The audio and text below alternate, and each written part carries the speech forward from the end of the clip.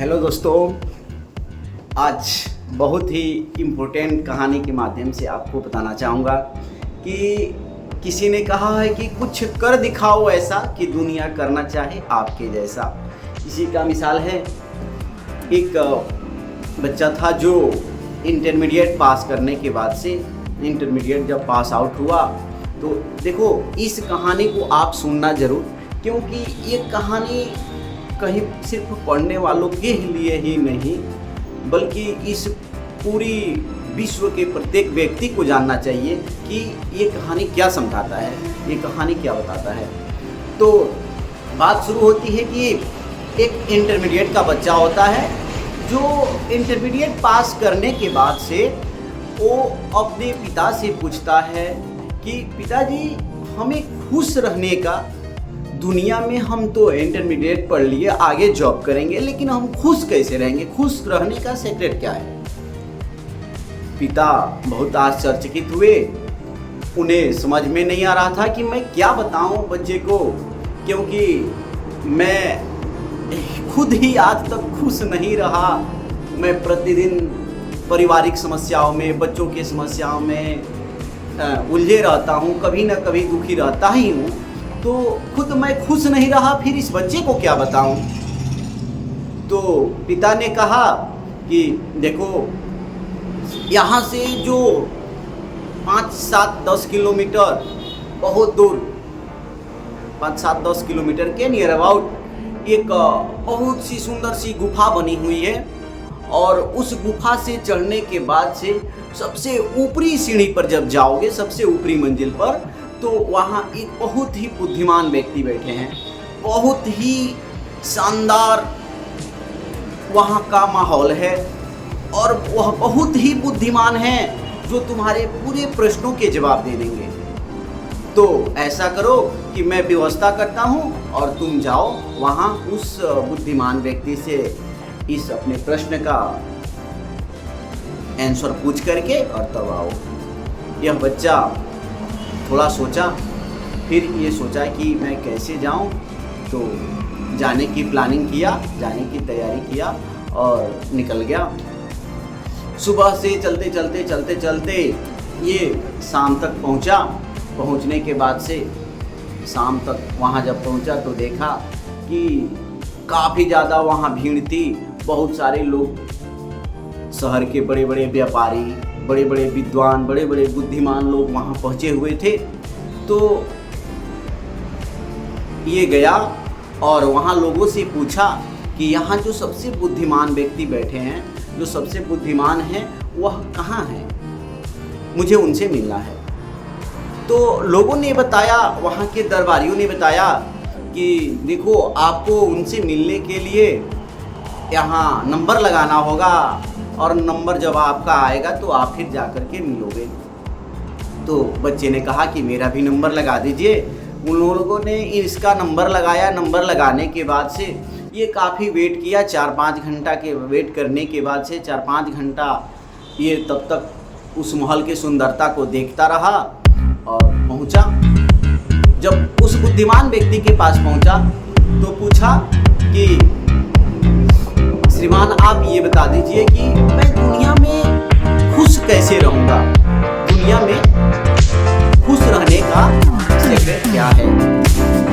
तो बुद्धिमान व्यक्ति ने कहा कि आप मुझे जानते हो कि मैं कौन हूँ।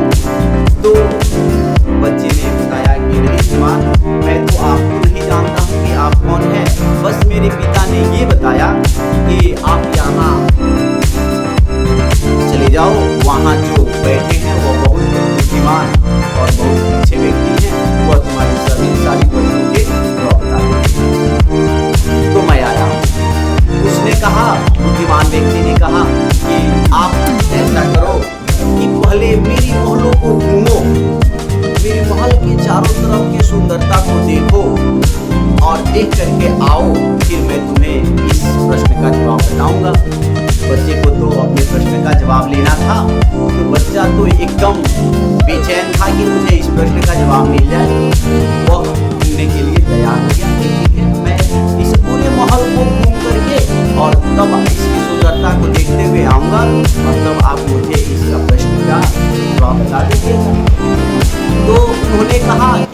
ठीक है तुम जाओ, लेकिन ये ध्यान रखना, ये मैं एक चम्मच दे रहा हूँ, इस चम्मच में 2 बूंद तेल डाला हूँ, और ध्यान रखना ये कि इस चम्मच का जो ये तिल है, यह तिल कहीं गिर न जाए। 2 बूंद है तो इसमें से 1 बूंद भी न गिरे, ये ध्यान रखना।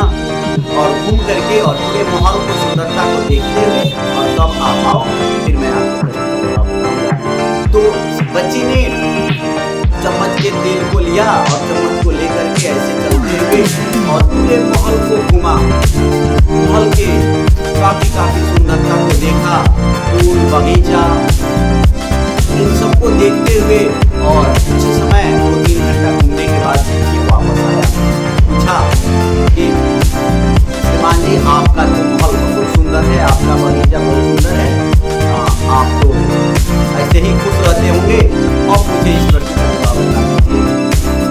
श्रीमान जी ने कहा कि आपने क्या क्या देखा?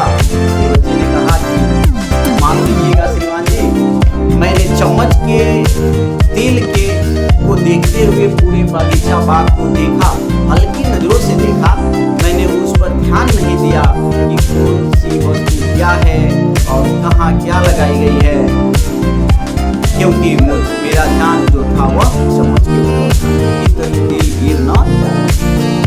श्रीमान जी ने कहा आपने अच्छा से नहीं देखा, आप पुनः जाओ और पुनः पूरे महल को घूम करके इसकी सुंदरता को देखो, फिर आओ, फिर मैं आपके प्रश्न का जवाब दूंगा।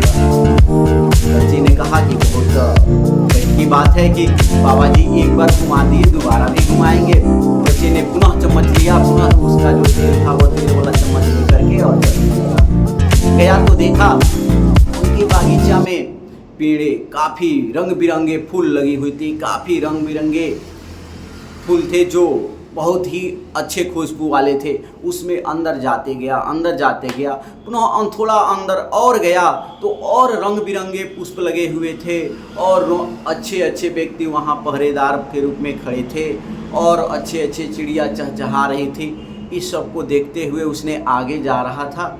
बहुत आगे गया तो देखा कि वहाँ सुंदर सुंदर अप्सराएं सुंदर सुंदर नृत्य कर रही हैं।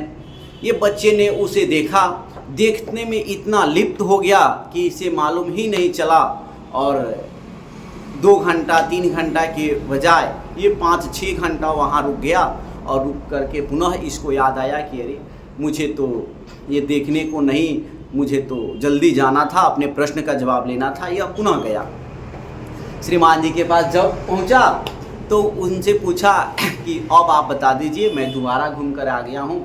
तो बाबा जी ने पूछा कि ये बताओ कि आप कितने देर में घूम कर आ जाते महल को? तो इसने कहा कि हम तो 1 घंटे में घूम कर आ जाते, बट जब अंदर गए तो इतनी सुंदर सुंदर पेड़ पौधे पुष्प लगे थे। उसके आगे और गए तो वहाँ काफ़ी सुंदर सुंदर नृत्यांगनाएँ अप्सराएँ नृत्य कर रही थी। मैं उसे देखने में विलिप्त हो गया और मैं चला आया, मुझे लेट हो गया और मैं 5-6 घंटा देखने के बाद से आया। तो श्रीमान जी ने कहा कि देखो बेटे, आपके चम्मच का तेल कहाँ है? तो इसने देखा तो इनके चम्मच में तेल भी नहीं था, इनके हाथ में चम्मच ही नहीं था। तो बाबा जी ने कहा कि देखो बेटे, खुश रहने का राज यही है कि आप जो ये संसार की सुंदर सुंदर चीज़ों को, सुंदर सुंदर वस्तुओं को देखने में, सुंदरता को देखने में, यानी संसार के सुंदरता को देखने में आप लग गए हैं। आप सांसारिक सुंदरता को छोड़ करके अपने लक्ष्य को अपने लक्ष्य पर ध्यान केंद्रित करें, अपने लक्ष्य को न भूले। सांसारिक सुंदरता के प्रति आप विलुप्त न हो, आप उन पर ध्यान न दें, आप अपने लक्ष्य पर ध्यान दें, और आप जब सफल हो जाएंगे तो आप खुश रहना शुरू कर देंगे। तो सीक्रेट ऑफ हैप्पीनेस यानी खुश रहने का जो सीक्रेट है वह यही है कि आप अपने लक्ष्य के प्रति, आप अपने गोल के प्रति, आप उस चम्मच के तेल के प्रति अपना ध्यान केंद्रित करें, न कि इस संसार की सुंदरता के, सुंदर अप्सराओं के बीच अपना ध्यान केंद्रित करें। और आप अपने कार्यों को अपने मन से लगातार जो समय दिया गया है 2-4-6 घंटे उसके अंदर ही करें और कुछ ज़्यादा समय न लगाए, क्योंकि ये ज़िंदगी बहुत छोटी है। ज़िंदगी 50-60 वर्ष की है, इसमें आपको 20-30 वर्ष तो सफलता प्राप्त करने में गुजारना पड़ेगा। बाकी के 20-30-40 वर्ष आपको इस खुश रहने का समय मिलेगा। तो आप जब 20-30 वर्ष अच्छे से मेहनत करेंगे, अच्छे से अपने लक्ष्य को प्राप्त करेंगे, तो आप बाकी के 30-40 वर्ष खुश रहेंगे, बिल्कुल खुश रहेंगे। तो इसलिए आप अपने लक्ष्य को प्रति ध्यान दें। इस संसार की सुंदरता को न दिखे, सांसारिक सुंदरता में कुछ नहीं रखा है। आप जब सफल हो जाएंगे तो आप खुद ही सुंदर हो जाएंगे, आप खुद ही स्मार्ट हो जाएंगे, आप खुद ही शानदार हो जाएंगे। तो इसी के साथ